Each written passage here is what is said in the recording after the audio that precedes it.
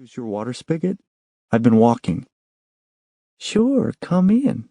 I'll make lemonade. Her hands waved him up the little incline. As he neared, she added, Have I met you? You seem familiar somehow. Probably because my grandfather's portrait hangs, or did hang, in the hall of your house. I don't think so. I've been gone a few years. Europe? Avelino shook his head. Philippines. You got home quickly. Got injured and arrived back in June. They wanted men who can see from both sides. Well, we thank you. That was a first.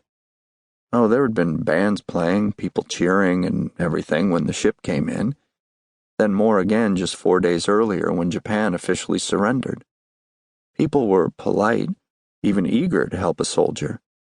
However, no one had thanked him. In fact, Avelino had not considered thanks as something owed to him, but it was nice. But how to answer? You're welcome. It seemed pompous, inadequate. It was an honor to serve his country, but thanks require a response. She led him into the house. The familiar choked him even more intensely than the unfamiliar. She had moved things. Changes that illogically he resented despite having wanted to do them himself for a lifetime.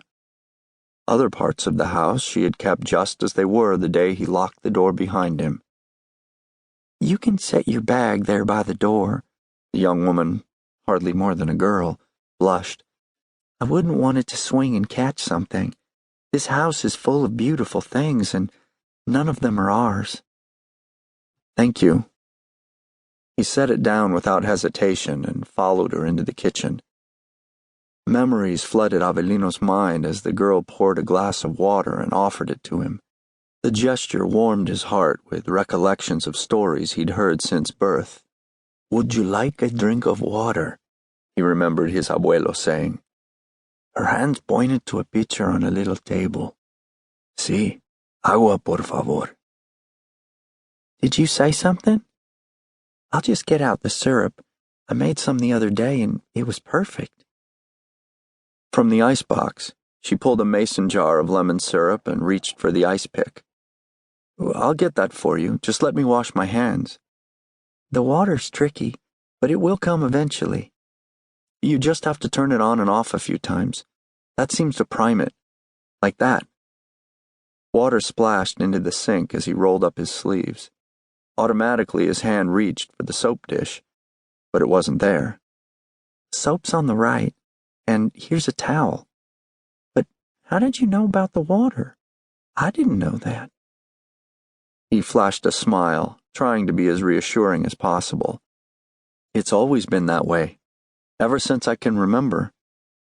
The soap, though, it was always on the windowsill where Abuelita liked it.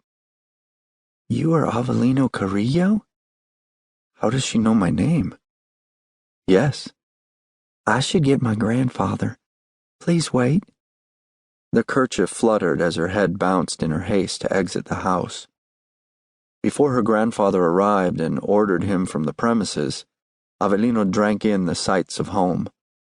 The table, chairs, even the dishes had been etched into his memory, and being back in the familiar home became a balm to his lonely spirit. It's been a very long 4 years. A shadow fell in the doorway as a tall man entered, taller than any Carrillo as far as he knew. You are Mr. Carrillo? Corporal, Granddad, see? Corporal Carrillo? Yes, sir. My name is Avelino. I'm no longer in the army. And my name is Kearns, Joe Kearns. You've met my granddaughter Amelia. Well, I didn't introduce myself, the young woman admitted. I was a bit stunned. She glanced at the empty water glass. Oh, lemonade. While she mixed the drink, Mr. Kearns gestured for their guest to be seated. Have you had lunch? Amelia already brought me a sandwich, but, well, I ate on the road, but thank you. The older man gazed at him through clear gray eyes. Deep wrinkles etched the man's face, but Joe Kearns was not as old as he'd first seemed. In Avelino's estimation,